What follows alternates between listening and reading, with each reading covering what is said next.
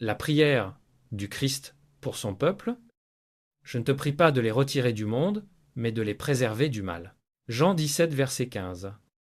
Cette prière du Christ est une partie précieuse pour tous les vrais croyants, car chacun d'entre eux y trouve un intérêt inaliénable. Chers amis, lorsque nous écoutons les paroles du Christ, nous devons tous nous rappeler qu'il prie pour nous, que même s'il intercède dans ce chapitre et dans le précédent pour l'ensemble de ses élus, il intercède également pour chaque croyant en particulier. Aussi faibles que nous soyons, aussi pauvres que nous soyons, aussi faible que soit notre foi, aussi petite que soit notre grâce, nos noms sont toujours inscrits dans son cœur, et nous ne perdrons pas notre part dans l'amour de Jésus. Je vais passer immédiatement à l'examen du texte, car mon temps est limité. Premièrement, il y a une prière négative, je ne te prie pas de les retirer du monde. Deuxièmement, il y a une prière positive, mais de les préserver du mal. Nous avons donc une prière négative dans ce verset. Je ne te prie pas de les retirer du monde. Or, bien-aimés, lorsque nous voyons des personnes se convertir à Dieu, lorsque des hommes se détournent de l'iniquité pour se tourner vers la justice, lorsqu'ils passent du statut de pécheur à celui de saint, une pensée nous vient parfois à l'esprit: ne serait-il pas bon de les emmener immédiatement au ciel? Ne serait-il pas excellent de les transporter rapidement du royaume du péché vers le sein du Seigneur qui les a aimés d'un amour éternel? Ne serait-il pas plus sage de retirer les jeunes plants de l'air froid de ce monde, où ils risquent d'être abîmés et affaiblis, et de les transplanter immédiatement dans un endroit où ils pourraient fleurir dans la paix et la tranquillité pour toujours? Cependant, ce n'est pas ainsi que Jésus prie. Lorsque l'homme eut été délivré des démons, il dit à Jésus: « Seigneur, je te suivrai où que tu ailles. » Mais Jésus lui répondit: « Va vers tes amis et tes proches, et raconte-leur les grandes choses que le Seigneur a faites pour toi. » Certains hommes, lorsqu'ils se convertissent, ne pensent qu'à aller rapidement au ciel, mais ils n'en ont pas encore fini avec la terre. Ils aimeraient porter la couronne sans porter la croix, ils désirent gagner sans courir et conquérir sans combattre. Mais leur caprice n'a pas l'approbation de Jésus, car ils s'exclament: « Je ne te prie pas de les retirer du monde. » Je parlerai tout d'abord de la signification de cette prière, ensuite des raisons de cette prière, troisièmement des conclusions doctrinales que nous pouvons en tirer, et quatrièmement des leçons pratiques qu'elle nous enseigne. Je vais aborder brièvement chaque point. Premièrement, la signification de cette prière. Je ne te prie pas de les retirer du monde. Or, cette prière peut être comprise de deux manières. La première est qu'il ne prie pas pour qu'ils soient entièrement séparés du monde par la retraite et la solitude. La seconde est qu'il ne demande pas qu'ils soient emportés par la mort. Premièrement, en ce qui concerne le retrait du monde et la solitude. Certains ermites et d'autres ont imaginé que si nous nous isolions du monde et vivions seuls, nous serions alors plus dévoués à Dieu et le servirions mieux. Beaucoup d'hommes d'autrefois vivaient dans les déserts, ne venant jamais dans les villes, errant seuls, priant dans des grottes et des forêts, et pensant qu'ils étaient contaminés et rendus impurs s'ils se mêlaient à l'humanité.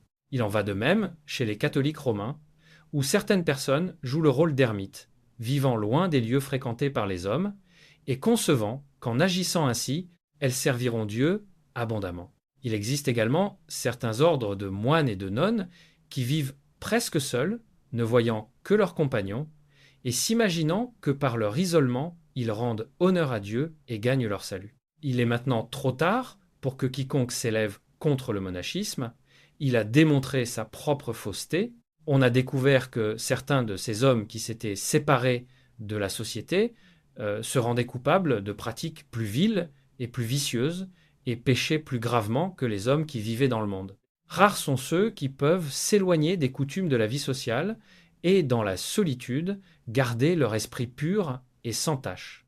Pourquoi, mes frères, le bon sens nous dit-il immédiatement que vivre seul n'est pas la façon de servir Dieu? C'est peut-être la façon de se servir soi-même et de s'envelopper dans un manteau d'autosatisfaction, mais c'est pas la façon d'adorer Dieu véritablement. S'il est possible, par ce moyen, d'accomplir une partie de la grande loi de Dieu, nous ne pouvons pas accomplir l'autre partie, qui consiste à aimer notre prochain comme nous-mêmes, car nous devenons ainsi incapables de panser les cœurs brisés, de ramener les égarés ou de sauver les âmes de la mort et du péché. Tout mal vient du cœur, et si nous étions retirés, nous pécherions, car nous emporterions notre cœur avec nous dans la solitude où nous nous engagerions. Si nous pouvions nous débarrasser une fois pour toutes de notre cœur, s'il existait un moyen de rendre notre nature parfaite, alors nous pourrions peut-être vivre seuls. Mais, tel que nous sommes actuellement, il faudrait que la porte qui empêche le diable d'entrer soit bien fermée et que la cellule soit bien isolée pour que le péché ne puisse y pénétrer. J'ai entendu parler d'un homme qui pensait pouvoir vivre sans péché s'il vivait seul. Il prit donc une cruche d'eau et une réserve de pain, se procura du bois et s'enferma dans une cellule solitaire en disant « Maintenant, je vais vivre en paix ». Mais au bout de quelques instants, il renversa le pichet par inadvertance et poussa un cri de colère. Il se dit alors « Je vois qu'il est possible de perdre son sang-froid même lorsqu'on est seul ». Et il retourna aussitôt vivre parmi les hommes. Mais cela peut être compris dans un second sens. Je ne te prie pas de les retirer du monde par la mort. C'est une manière douce et bénie de nous retirer du monde qui nous arrivera tout tôt ou tard. Dans quelques années, le char de feu et les chevaux de feu emporteront les soldats du Seigneur. Mais Jésus ne prie pas pour que l'un de ses élus soit emporté trop tôt. Il ne souhaite pas voir ces âmes nouvellement engendrées déployer leurs ailes et s'envoler vers le ciel avant que leur heure ne soit venue. Combien de fois le pèlerin fatigué ne prie-t-il pas « Oh, si j'avais des ailes comme une colombe, alors je m'envolerais et je trouverais le repos. » Mais le Christ ne prie pas ainsi.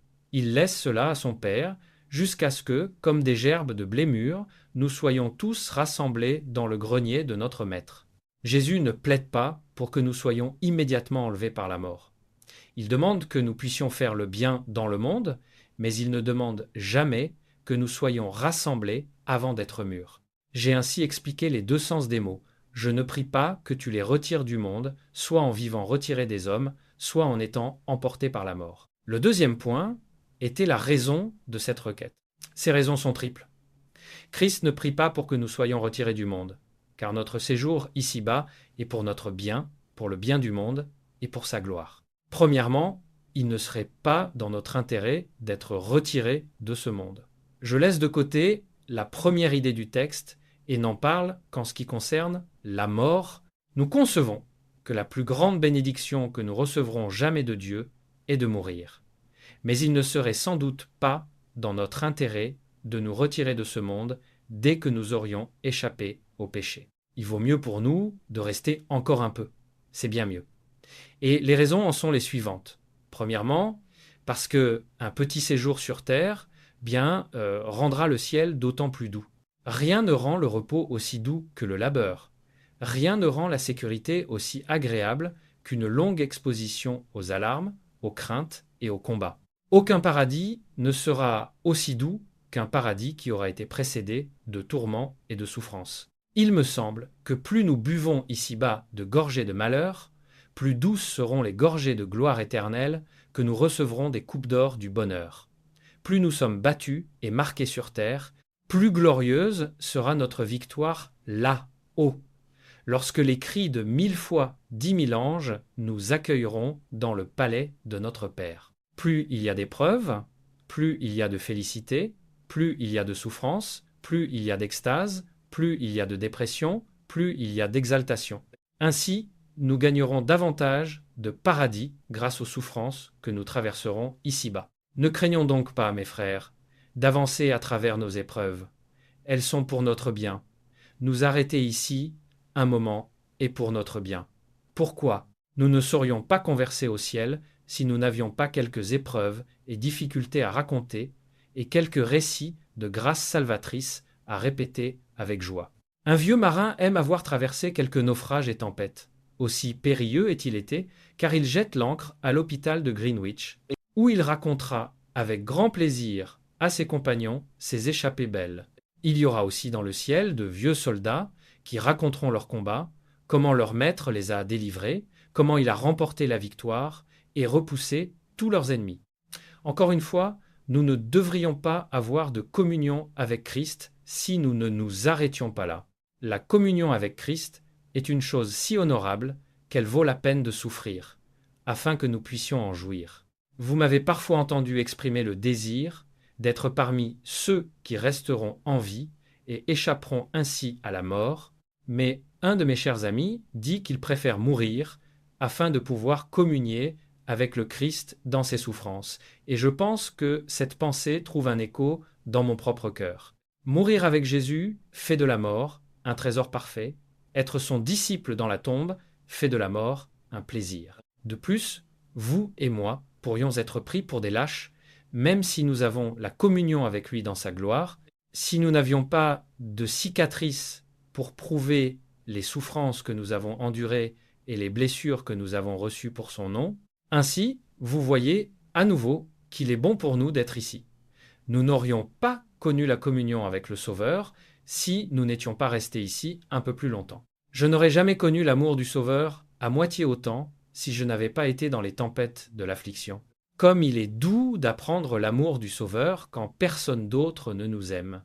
Lorsque nos amis s'enfuient, quelle bénédiction de voir que le Sauveur ne nous abandonne pas, mais qu'il continue de nous garder, de nous tenir fermement, de s'accrocher à nous et de ne pas nous lâcher. Ô frères et sœurs bien-aimés, croyez que votre présence ici-bas est pour votre bien éternel. Et c'est pourquoi Jésus a dit « Je ne te prie pas de les retirer du monde ». Et encore, c'est pour le bien des autres. Je pense que nous devrions tous être disposés à rester sur terre pour le bien des autres. Pourquoi les saints ne peuvent-ils pas mourir dès leur conversion? Pour cette raison, parce que Dieu a voulu qu'ils soient les instruments du salut de leurs frères. Vous ne souhaiteriez certainement pas quitter ce monde s'il y avait une âme à sauver par vous. Il me semble que si je pouvais aller dans la gloire, avant d'avoir converti toutes les âmes qui m'ont été attribuées, je ne serais pas heureux, mais cela serait impossible. Car Dieu ne fermera pas la porte à ses saints, tant qu'ils n'auront pas été les pères spirituels de ceux qui leur ont été désignés. Nous ne souhaitons pas entrer au ciel avant d'avoir accompli notre tâche, car nous ne trouverions pas le repos dans notre lit s'il restait une seule âme à sauver par notre intermédiaire. Attendons, chrétiens. Il y a un brandon à arracher du feu, un pécheur à sauver de ses péchés, un rebelle à détourner de ses mauvaises voies. Et peut-être que ce pécheur est l'un de tes proches. Peut-être, pauvre veuve, es-tu épargné dans ce monde parce qu'il y a un fils rebelle qui n'est pas encore sauvé, et que Dieu a décidé de faire de toi l'instrument privilégié pour l'amener à la gloire. Et toi, chrétien aux cheveux blancs, il se peut que, même si la sauterelle est un fardeau pour toi et que tu aspires à partir, tu sois retenu ici parce que l'un de tes descendants, grâce à ton intervention, doit encore être sauvé. Reste donc pour l'amour de ton fils, qui est issu de tes reins. Je sais combien tu l'aimes profondément, et pour son bien, tu es certainement disposé à rester ici un peu plus longtemps, considérant que c'est la meilleure chose à faire pour que ton fils puisse entrer dans la gloire avec toi. 3. Mais la troisième raison est que c'est pour la gloire de Dieu. Un saint éprouvé apporte plus de gloire à Dieu qu'un saint qui n'a pas été éprouvé. Je pense sincèrement dans mon âme qu'un croyant dans un donjon reflète plus de gloire sur son maître qu'un croyant au paradis, qu'un enfant de Dieu dans la fournaise ardente, dont les cheveux ne sont pas encore brûlés et sur lequel l'odeur du feu n'est pas passée, montre d'autant plus la gloire de la divinité que celui qui se tient avec une couronne sur la tête, chantant perpétuellement des louanges devant le trône du Père. Rien ne reflète autant l'honneur d'un ouvrier que l'épreuve de son travail et sa capacité à y résister. Il en va de même pour Dieu. Il est honoré lorsque ses saints préservent leur intégrité. Pierre a davantage honoré le Christ en marchant sur l'eau qu'en se tenant sur la terre ferme. Il n'y avait aucune gloire donnée à Dieu en marchant sur le rivage solide, mais il y avait de la gloire reflétée lorsqu'il marchait sur l'eau. Pierre vit le Seigneur venir sur l'eau et lui dit « Seigneur, si c'est toi, ordonne-moi de venir à toi sur l'eau. » Et il dit « Viens. » Et lorsque Pierre descendit de la barque, il marcha sur l'eau pour aller vers Jésus. Que ne pourrions-nous accomplir, chrétiens, à son commandement? Il me semble que nous pourrions nous lever et mettre Agag en pièces et abattre le diable lui-même et lui briser la tête par la puissance de Jésus. C'est donc pour la gloire de Jésus que nous restons encore ici.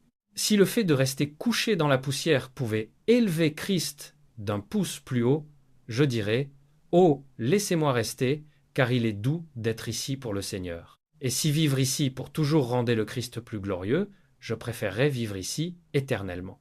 Si nous pouvions ajouter davantage de joyaux à la couronne du Christ en restant ici, pourquoi souhaiterions-nous être retirés de ce monde?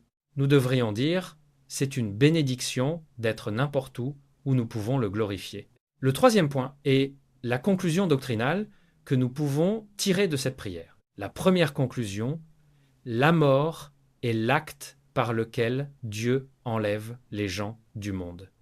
Et lorsque nous mourons, nous sommes enlevés par Dieu. La mort n'est pas un être indépendant qui vient de son propre chef pour nous emporter quand bon lui semble. En fait, il n'est pas vrai que la mort enlève les chrétiens. Seul Dieu peut enlever ses enfants de ce monde. Qu'il s'agisse d'un humble paysan ou d'un monarque régnant, une seule main les élève vers le ciel. Vous le verrez en vous référant à l'Apocalypse, où la vendange des méchants est récoltée par un ange, mais où la moisson des justes est récoltée par le Christ lui-même.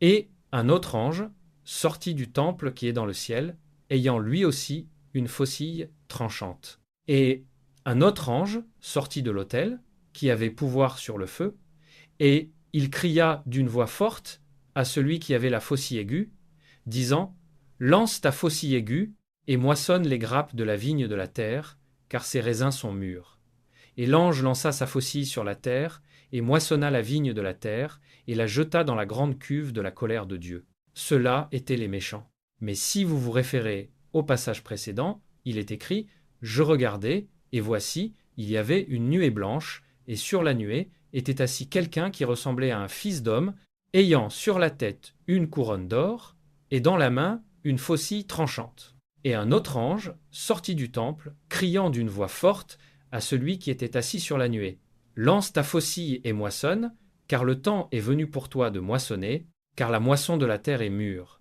Et celui qui était assis sur la nuée lança sa faucille sur la terre, et la terre fut moissonnée. Christ est le moissonneur qui coupe son propre blé. Il ne confie pas cette tâche à un ange. Dieu seul tient entre ses mains les questions de la vie. Ensuite, mourir n'a pas la moitié de l'importance de vivre pour Christ. Je ne te prie pas de les retirer du monde.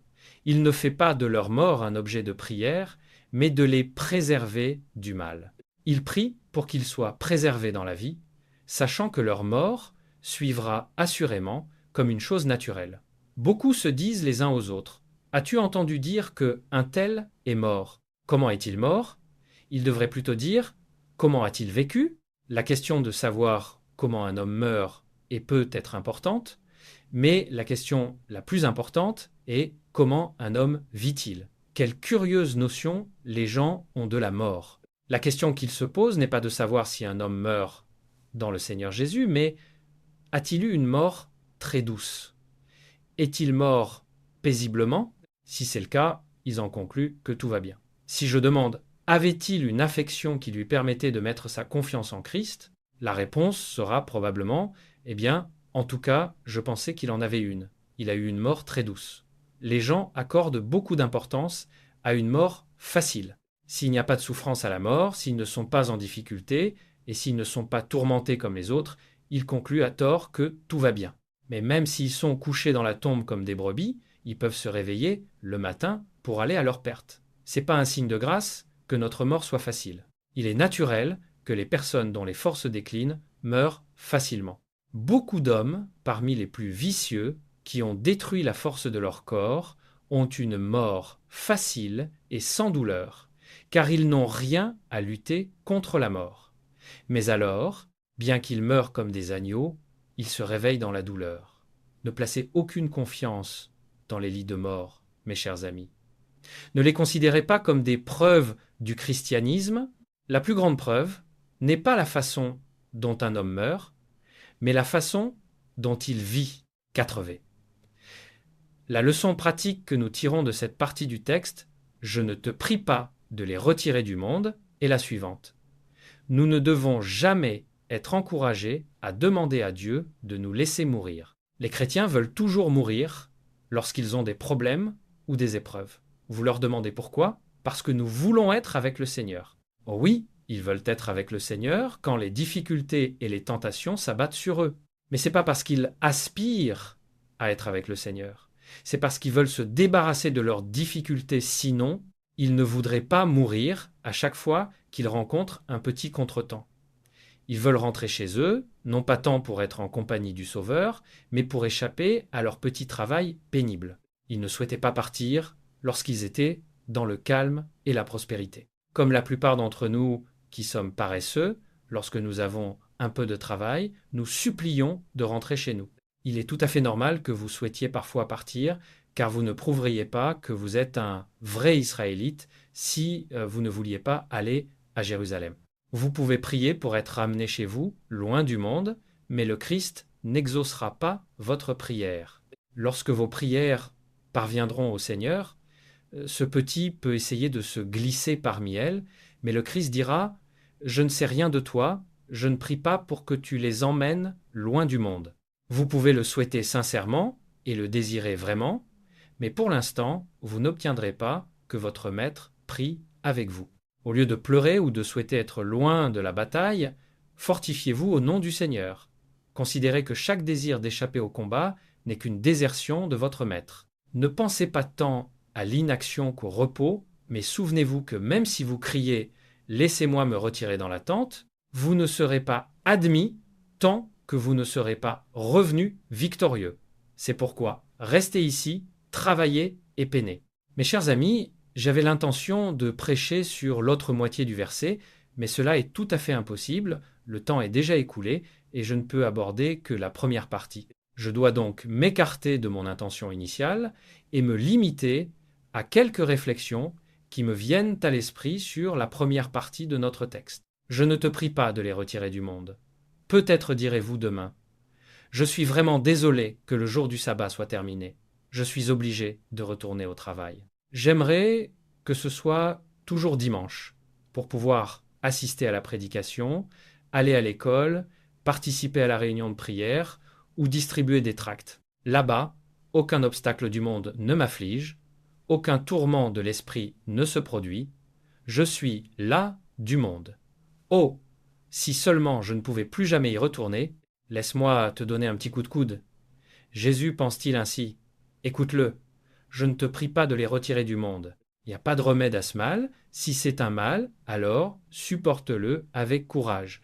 Mieux encore, cherche à tirer parti de l'occasion qui t'est ainsi offerte de faire du bien à ton espèce et d'en tirer des avantages pour toi-même. L'esprit pieux saura comment transformer la vue même du péché en sanctification. Il apprendra l'humilité en se rappelant que seule la grâce restrictive l'empêche de commettre une faute similaire. Il trouvera des raisons d'être reconnaissant et admiratif dans le fait que seule la grâce l'a rendu différent. Jamais nous n'apprécierons autant la grâce que lorsque nous verrons le mal dont elle nous délivre, jamais nous n'abhorrerons autant le péché que lorsque nous discernerons sa difformité visible. La mauvaise société est en soi comme le manioc vénéneux, mais si elle est cuite dans le feu de la grâce, elle peut même devenir utile. La vraie grâce jette du sel dans le courant empoisonné, et alors, lorsqu'on est forcé de le traverser, sa souillure est détruite. Reste donc, ô soldat, dans les tranchées du travail et de la bataille, car la dureté du service t'est bénéfique. Mais souviens-toi, pendant que tu es ici, de ne perdre aucune occasion d'attaquer l'ennemi. Ne manque jamais une occasion de tirer sur le diable. Sois prêt, en toute occasion, à nuire à l'ennemi. Dans les affaires, laisse échapper un mot savoureux et onctueux. En compagnie, oriente la conversation vers le ciel. En privé, lutte au trône. Je ne te conseille pas d'imposer la religion à des moments inopportuns. Je ne pense pas qu'il soit de ton devoir, lorsqu'un client vient payer une facture, de l'inviter dans ton bureau et de passer une demi-heure à prier avec lui, pas plus que je ne pense qu'il soit nécessaire de sanctifier tes rubans et tes châles en exhortant les acheteurs de l'autre côté du comptoir. Certains ne sont pas tout à fait innocents de l'accusation d'hypocrisie, car ils utilisent autant la religion pour attirer les clients que leur vitrine. Ne parlez pas de religion pour être entendu des hommes, mais lorsqu'une bonne occasion se présente, sortez votre fusil et visez bien. Le conseil singulier de Cromwell à ses soldats était « Ayez confiance en Dieu, mes amis, et gardez votre poudre au sec ». Dans un sens plus large, c'est aussi le mien. Plus que tout, continuez à tirer sans relâche sur l'ennemi par une vie sainte.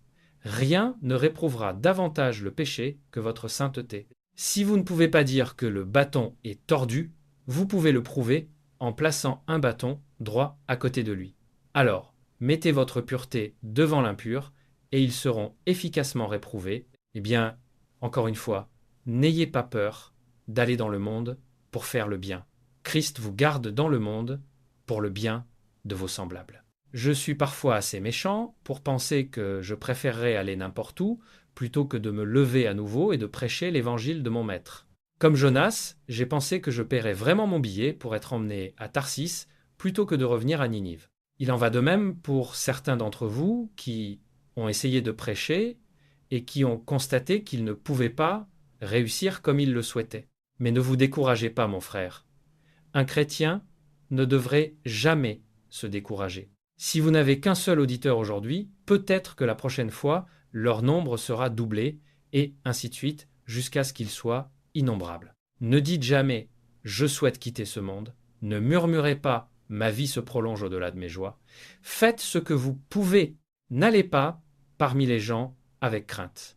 N'ayez pas honte d'affronter votre devoir. Si vous ne réussissez pas au début, ne soyez pas lâches et ne fuyez pas vos armes. Nous devons faire tout notre possible pour aligner nos armes sur celles de nos frères et bien viser nos ennemis.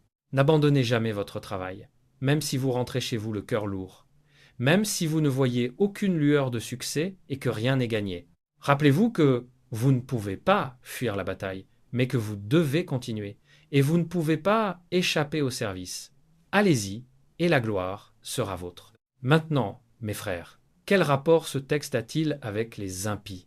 Il y en a ici, mes chers amis, dont j'ai parfois pensé que je pourrais presque prier Dieu de les retirer de ce monde. Je peux vous dire pourquoi. Ils sont si méchants, si terriblement méchants, si endurcis, avec une âme si dure, qu'ils semblent ne jamais pouvoir se tourner vers Dieu, et dont le sort semble être d'être damnés eux-mêmes et de conduire les autres à la même condition. Je connais un village où vit un homme si vicieux, si dépravé, que je pourrais presque prier pour qu'il soit retiré de ce monde. Il est si terriblement méchant que beaucoup de ceux que je considérais comme des chrétiens prometteurs ont été empoisonnés par son exemple. En effet, il semblait corrompre toute la population. Il se tient là, comme un arbre huppah mortel, avec ses branches étendues, ombrageant tout le village. Il consume tout autour de lui, et au lieu que sa présence ici soit une miséricorde, ce serait une miséricorde s'il disparaissait. Certains d'entre vous ne sont-ils pas comme cet homme? N'êtes-vous pas si mauvais que vous faites tout le mal que vous pouvez dans le monde?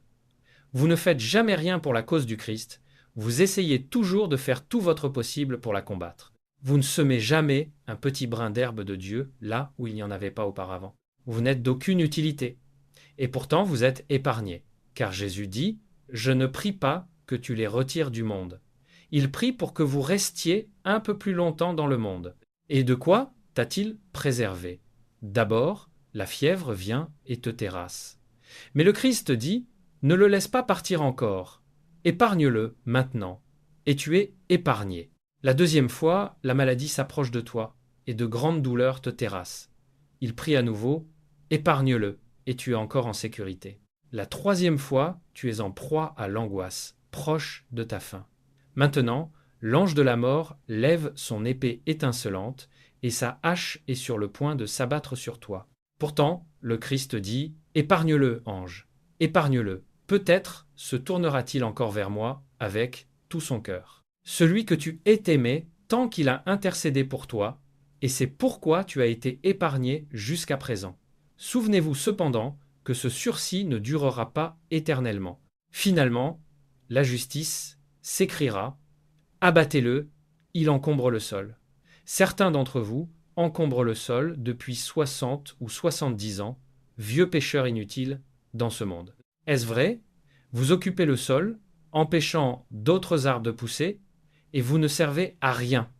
Votre famille est damnée par votre exemple, tout le voisinage est contaminé par vous. Ne me dites pas que je ne devrais pas parler aussi durement. Je vous le dis, tant que j'aurai une langue dans ma bouche, vous n'aurez pas de ménagement de ma part. Si vous êtes perdu, ce ne sera pas faute d'avoir parlé clairement et d'avoir donné des avertissements honnêtes. Ô vous qui encombrez le sol! Combien de fois avez-vous été labouré et fertilisé par la main du Seigneur, et pourtant vous êtes stérile? La hache sera bientôt à vos racines, et ô le feu dans lequel vous serez jetés. Homme impie, tu es épargné jusqu'à ce que ta coupe débordante de péché tombe comme de l'huile sur la flamme de la vengeance, et le feu grandissant t'atteindra bientôt. Plus l'archer tend son arc, plus la force de la flèche est puissante. Si la vengeance tarde, c'est pour que son épée soit aiguisée et son bras fortifié en vue d'une exécution plus terrible. Ô vous, les têtes grises! Encore un peu de retard, et le coup tombera. Tremblez et embrassez le Fils, de peur qu'il ne se mette en colère, et que vous ne périssiez en chemin, quand sa colère s'enflammera un tant soit peu. Et pourtant, il me semble que certains d'entre vous qui avez encombré la terre désiraient de tout cœur servir Dieu. Pauvre pécheur, je me réjouis que tu te sentes comme un encombrement. Confesses-tu que tu as été jusqu'à présent une pauvre épine et une ronce? Reconnais-tu que le Seigneur aurait été juste envers toi s'il t'avait condamné? Alors viens tel que tu es et jette-toi sur Jésus, sans œuvre, sans mérite. Veux-tu demander au Seigneur de te transformer en un bon figuier? Si tu le veux, il le fera, car il déclare qu'il entend la prière. Il était une fois un pauvre homme dans une petite ville de campagne qui n'avait pas tout le bon sens que les gens ont habituellement, mais il avait assez de bon sens pour être un grand ivrogne et un grand blasphémateur. Comme Dieu l'avait voulu, il écouta un jour une pauvre femme qui chantait « Je suis une pauvre pécheresse et je ne suis rien, mais Jésus-Christ est tout pour moi. » Il rentra chez lui en répétant ces paroles, il plaça sa confiance dans un sauveur crucifié et se convertit véritablement. Il se rendit bientôt à l'église et, bien qu'il fût colporteur et toujours en voyage, il dit « Je veux rejoindre votre église ». Se souvenant de son mode de vie pécheresse, ils exigèrent une preuve tangible de son changement avant de l'accepter. « Oh, dit-il, je dois m'engager dans l'œuvre. Mais vous avez été un grand pécheur et vous n'êtes pas converti, ajoutèrent les anciens. Eh bien, dit le pauvre Jack, je ne sais pas si je suis converti et j'avoue que je suis un grand pécheur. Mais je suis un pauvre pécheur et je ne suis rien du tout. Mais Jésus-Christ est tout pour moi. Ils ne purent obtenir de lui aucun autre témoignage que celui-ci. Il se contentait de dire « Je suis un pauvre pécheur et je ne suis rien du tout. Mais Jésus-Christ est tout pour moi. » Ils ne pouvaient pas le rejeter et l'acceptèrent donc dans leur communauté. Après cela, il fut toujours heureux. Lorsqu'un chrétien lui dit « Mais tu sembles toujours si heureux et satisfait, John. Comment cela se fait-il » Eh bien, répondit-il, je devrais être heureux, car je suis un pauvre pécheur et je ne suis rien du tout. Mais Jésus-Christ est tout pour moi. Mais, dit le monsieur, je ne comprends pas comment tu peux être toujours si heureux et si sûr de toi. Il m'arrive parfois de perdre mes certitudes. Pas moi, dit Jack. Je suis un pauvre pécheur et je ne suis rien du tout. Mais Jésus-Christ est tout pour moi. Ah, dit un ami, je suis parfois malheureux parce que je me souviens de mes tristes péchés, même depuis ma conversion. Ah, dit Jack, vous n'avez pas commencé à chanter. Je suis un pauvre pécheur et je ne suis rien du tout. Mais Jésus-Christ est tout pour moi. Oh, dit l'ami, comment te débarrasses-tu de tes doutes et de tes peurs? Ma foi faiblit souvent et je perds ma confiance en Christ. Mes états d'esprit sont si changeants et mes sentiments si contradictoires. Qu'en penses-tu? Réfléchis, dit le pauvre Jack. Pourquoi, maître? Je n'ai rien de bon à quoi m'attacher. Je suis un pauvre pécheur et je ne suis rien du tout. Mais Jésus-Christ est tout pour moi. Eh bien, si il y a ici quelqu'un qui est un pauvre pécheur qui n'est rien du tout, où est-il? Dans la galerie ou assis en bas? S'il ne peut pas dire tout ce que ce pauvre homme a dit, s'il peut dire la première ligne, il n'a pas à craindre de dire la seconde. Peu importe s'il ne peut pas dire « Jésus-Christ est tout pour moi ». S'il peut dire « Je suis un pauvre pécheur et je ne suis rien du tout », il est très certainement sur la bonne voie. « Oh, mais, dit quelqu'un, je suis pécheur, vil, sans valeur. Très bien, vous êtes un pauvre pécheur et rien du tout, et Jésus-Christ est prêt à être votre tout. Mais j'ai blasphémé contre Dieu, je me suis éloigné de ses voies, et j'ai gravement transgressé. » Eh bien, je crois cela, et bien plus encore, et je suis très heureux de l'entendre, car ainsi, je vois que vous êtes un pauvre pécheur et rien du tout. Je suis très heureux que vous ayez cette opinion de vous-même. Ah, mais j'ai peur d'avoir trop péché. Quand j'essaie, je n'y arrive pas. Quand j'essaie de m'amender, quand j'essaie de croire en Christ, je n'y arrive pas. Nous sommes heureux, très heureux, mon frère, que vous soyez. Un pauvre pécheur et rien du tout. Si vous aviez une seule particule de bonté, si vous en aviez un tout petit peu, pas assez pour couvrir le bout de votre petit doigt, nous ne serions pas heureux. Mais si vous êtes un pauvre pécheur et rien du tout, Jésus-Christ est tout pour toi. Viens, le veux-tu? Tu n'es rien du tout. Veux-tu Christ? Il est là. Demande-le. C'est tout ce qu'il veut, car tu es l'objet de son attention. Il n'y a que 3 étapes. La première est de sortir de soi-même. La deuxième est de marcher sur Jésus. La troisième est d'entrer au ciel. Tu as fait un pas. Je suis sûr que tu feras les autres. Dieu ne te fait jamais sentir que tu es un pauvre pécheur et rien du tout. Mais, tôt ou tard, il te donne Jésus-Christ comme votre tout. Ô pauvre pécheur, ne doutez pas de la puissance de mon Maître. Touchez simplement le bord de son vêtement et vous serez guéris. Comme la pauvre femme dans la foule, approchez-vous et touchez-le, et il vous dira certainement « Vous êtes sauvés ». Si vous allez vers lui en criant « Je suis un pauvre pécheur et je ne suis rien, et Jésus-Christ est tout pour moi ». Alors tu comprendras la raison bénie pour laquelle Jésus a intercédé ainsi « Je ne prie pas que tu les retires du monde ». Si vous avez aimé cette vidéo, n'hésitez pas à la partager, la liker et de la commenter. Ne pars pas tout de suite, d'autres vidéos t'attendent sur la chaîne. As-tu vu celle-ci? Ah, et abonne-toi. Merci.